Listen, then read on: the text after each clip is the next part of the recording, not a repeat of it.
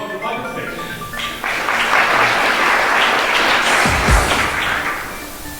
how's it going? Thanks for that lovely introduction there, Paddy.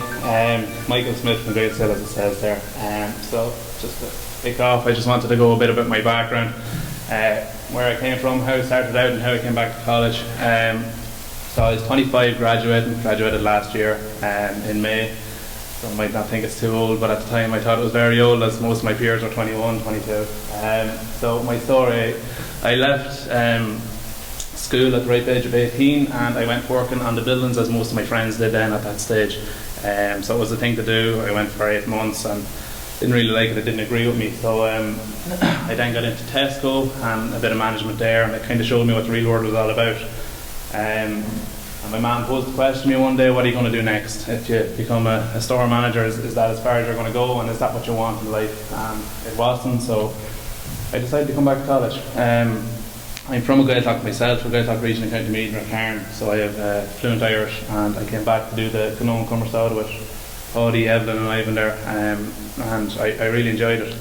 So the early days of GMIT and where I came from, I struggled through first and second year, as most people do, and got into third year, and one of my lecturers at the time, through Irish, he posed a question in class. It was actually a presentation we had to ready, how to evolve Irish as a language and bring it into the 21st century. So as most of you might know, if you go back to Connemara or back that far, IT isn't a massive factor back there. They're not really up to date with everything really, especially in the Gael school as well, in the Irish colleges. So my idea was to try and bring Irish as a language onto the internet so that the whole world could see it. So I wanted to have all of the big events, an events page for all of the Irish celebrations, strictly through Irish, as well as another side to that page, all of the Irish colleges where most of us go when we're 15 or 16. At present, what you have to do when you want to go to one of them colleges is you send away for a brochure for 4 or 5 different colleges. It takes 2 or 3 weeks for them brochures to come back. You compare contrast the brochures depending on what your preference is, what you want. You then fill out a form, send out the form. It takes 2 or 3 weeks for that form to come back. You then apply for that college. They give you an interview, you go to the interview. It's a massive long process. It takes about 2 months, to be honest. And then it's back in the Stone Age again, so you have to fill out bank drafts, postal orders, the likes of that, to actually pay for it. So what I've done is I tried to bring every single college in Ireland onto the one website, so you can compare a contrast on the same page, on the same day, within 4 or 5 minutes. I then brought on their booking forms onto that page, so you could fill out the booking form, receive an automated feedback of when your interview was, and pay on that day. So I narrowed it down from 2 months into about 6 minutes.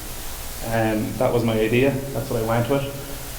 The development of that idea was a different story. I was in college. It was very hard to juggle everything from progression through college, from assignments, presentations. That life didn't stop for me. I tried to develop a business as a completely different avenue, a completely different idea. So from starting the business to developing a website, to attracting interest, to producing a website, while in college and not stopping with my college work, it was very tough, and they were probably some of my biggest challenges, and I'll just get on to them now. So most of us struggle with college life as it is, trying to have a social life, play sport, go home at weekends, set up a business, and do your presentations and stuff like that. Time management was one of my biggest difficulties. I started, my course was a level 7, so I only had 3 years, and then we had the option of going on. So it was actually my final year, third year. I started in November, and it was around Christmas time, Christmas exams. It carried on through. It took about 1.5 years, to be honest, to set the actual business up itself. The reason it took so long is because I was juggling that as well as going on and doing my honours degree, and took a final year as well, fourth year. So financial restraints, as we all know, students have massive financial restraints, trying to keep up with the times and go out most weeks and pay for everything that you have to as a student, books and the likes. To actually set up a business that's going to cost you maybe 10,000 to 15,000 euro to set up a website, develop the website, market the website, drive out to the Gaeltachts, drive out to the colleges and try and get them on board. I struggled. I had 2 jobs at one stage, trying to juggle the 2 jobs, college work, as well as trying to recruit all these colleges onto this website was next to impossible. So persistence, being proactive, as we just heard there in the last video, is a massive part of it. And wanting to do it, wanting to succeed, and wanting to make the business better, as well as wanting to finish your college and make yourself better, because this business might not work in the end. I didn't know it was going to be a success. I didn't know it was going to work, so I have to stay in college, as well as doing my 2 jobs. Commitments, family commitments, work commitments, and social commitments around college, as well as sports life commitments. It's very hard to juggle them all, so it is, as you can well imagine. But as Gerard was saying as well, you know, it's a challenge that's in your way. We all talk about challenges from day to day. You just have to deal with them, especially if you want to be successful. Challenges of getting stuff in on time in college is a great example. It's very hard to set a goal and achieve it 2 or 3 weeks before, so you can tweak it. Most of us are last minute, but we always get there in the end. And if you set yourself a goal of trying to achieve something, you'll generally always get there. It took me a year and a half, took me long enough, but I got there. One of my biggest problems was expertise. So within college, you have a great foundation, you have a wealth of knowledge. I had the likes of Ivan, Paddy, Evelyn, Cotslin, to name but a few. I had numerous amount of people there willing to help, willing to offer their services, and obviously they're, you know, very knowledgeable in their field, so they know what they're talking about. So I had to utilise their knowledge as best I could to develop my own business, not only just to develop my knowledge in their area for college. I had to try and use them as much as possible, and it was such a great help, so it was.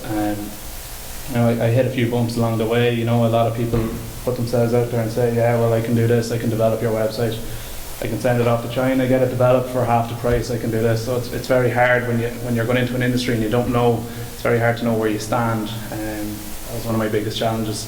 Who do I trust with my couple of €1,000 that I've worked so hard to gather to actually develop this website? And with the likes of them lecturers in place, it's much easier, because they can push you down the right routes or guide you along the way. So they were a great help.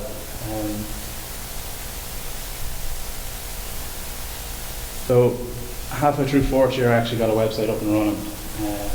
And it was just in time for the IAB Graduate Entrepreneur of the Year programme. So it was a Graduate Entrepreneur of the Year programme, so obviously in your final year you're going to graduate, and they try and pick an Entrepreneur of the Year. I entered, I think there's 23 entrants that year, and they picked 3, so thankfully I won, I got lucky, and I got to have 6 months free rent in this beautiful building out here to the right of us. I got free rent, I got free Wi-Fi, free business planning, mentoring. It was absolutely invaluable. I came out of there with a fully fledged business plan, financial projections, marketing plan, and they gave me a few pounds as well to run towards the business. So I was very lucky. And then halfway through 4th year as well, Paddy was one of my lecturers, so he has great contacts.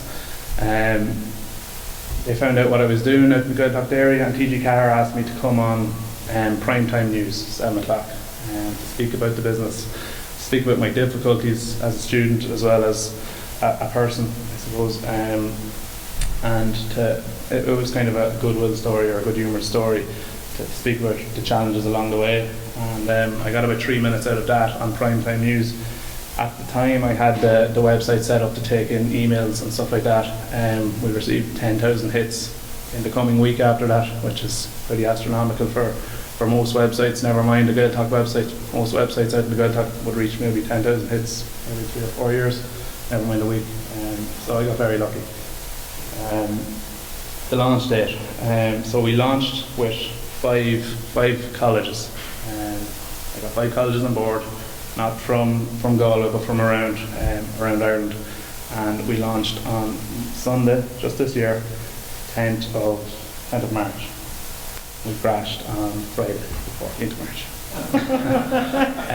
March. So it didn't go to plan, it never does. But you know, you have to pick yourself up and you have to go again. So I launched with 5 websites. Out of that 5 websites, I generate between 3,000 and 4,000 hits per day. That's 3,000 and 4,000 people come onto my website per day to look at what college they were going to this year. There are 32 colleges in Ireland, 29 of them have now called me back and asked about the website. They had all shot me down and told me where to go at the very start, because I seemed young, coming out of college, inexperienced, didn't know what I was talking about, didn't know what I was doing, coming into their business that had been established for the last 20, sometimes 50 years, and trying to completely change it. A lot of them businesses are family-orientated businesses. They have Mary from down the road and their sister. They have them all working for them on administrative duties, whatever, anything. And I was coming in saying that I could relieve them of two of their staff. I was going to take all of their administrative duties off them. They're not going to have to market. They're not going to have to do anything. And I'd take all the payments, put it into their bank account. They're going to have to just sit back and wait for it to happen. They didn't really like that. But 5 of them went with me, and they were happy enough to let me take it.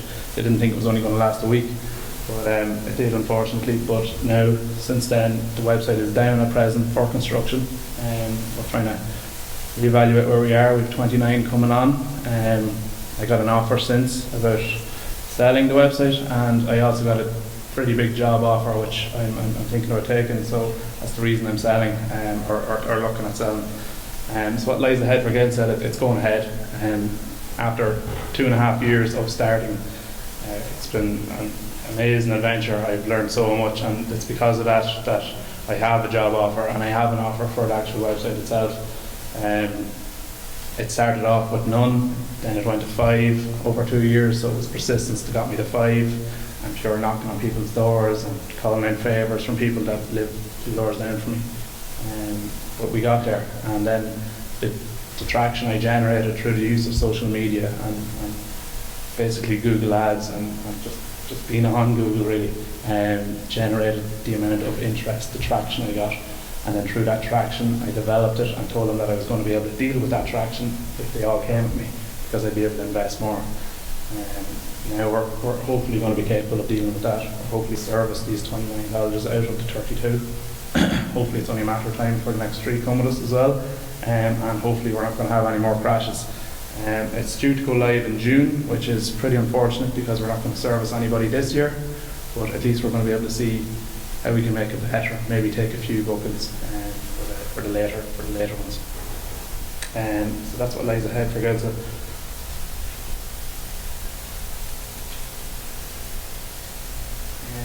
Since I've developed the website, I have gone on and done strategic marketing. As I said, don't count your chickens, don't put all your eggs in one basket.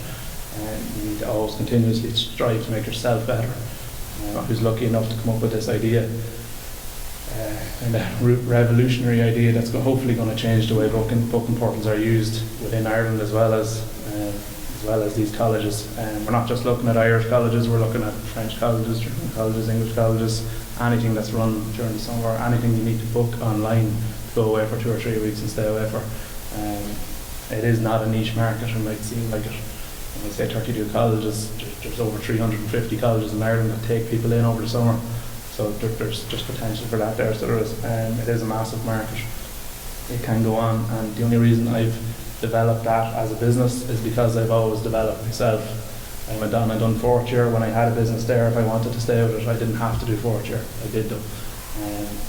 I got my honours degree. Since then I've gone on and done strategic marketing in a master's in NUI, and I'm just studying for tests that are coming up at the end of this month now, so that's great crack. I'm sure you all know where I come from in that one. So it is about putting yourself out there and striving to be the best you can be, and that's going to be reflected in your business when you do develop a business, or when you get into a business. You're going to make it the best they can be.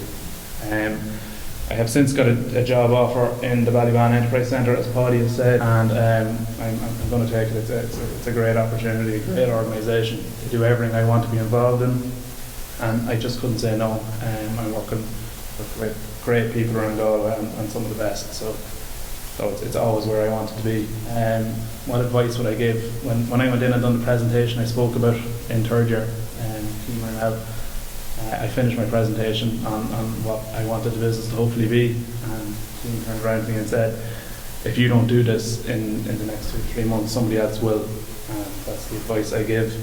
If you have an idea, if you have an opportunity, go out there and at least try. What's the worst that can happen? Someone can say no, you ask them a question. Someone might not help you, so what? Please just try it.